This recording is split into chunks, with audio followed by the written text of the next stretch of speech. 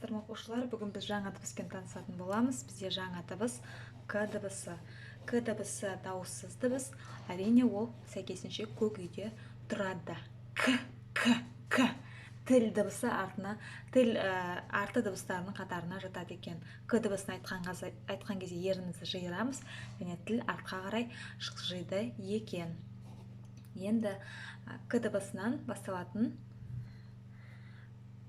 сөздердің К дыбысы кездесетін сөздердің сөздегі орнын анықтайық. Кеме. Екі буын және К дыбысы сөздің басында тұр екен. Келесі. Үкі.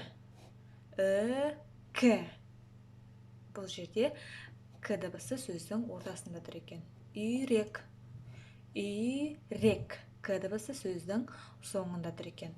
Қараңыздар, кеме бұл суда жүзетін су көлігінің түрі, ал үкі ол түнде ғана ұшатын құс.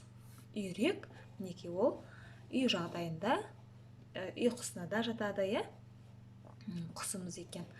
Жақсы, келесі. Енді К дыбысынан басталатын көптеген сөздермен танысатын боламыз. Кесе.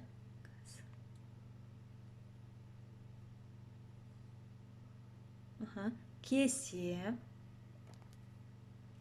Одан кейін кітап. Кітап сөзі К дыбысынан басталады екен. Көз. Одан кейін күн. Көйлек. Одан кейін көбелек. Одан кейін кәмпит. Бұлардың барлығы К дыбысынан басталады екенбіз. Біз ойын ойнап жүрдік, сөз ойла, тез ойла деген. К дыбысынан басталатын сөздерге біз осы сөздерді айтуымызға болады екен. Жақсы, енді суреттер сөйлейді деген ойынымыз. Қараңыздар, мына жерде мына қызға ат қояйық. Көркем, К дыбысынан басталатын, қуыршақтың көйлегін жуды. Көркем қуыршақтың көйлегін жіпке ілді. Көркем қуыршақтың көйлегін үтіктеді. Көркем қуыршақтың көйлегін кигізді. Осы сөйлемді айтсақ, біз К дыбысын көп рет естиді екенбіз. Жақсы. Енді бірге жаңылтпаш жаттайық. Класста ақ бор бар, көк бор бар, көп бор бар. Бор деген міне тақтаға жазатын немесе ол да оқу құралына жатады. Класста ақ бор бар, көк бор бар және көп бор бар.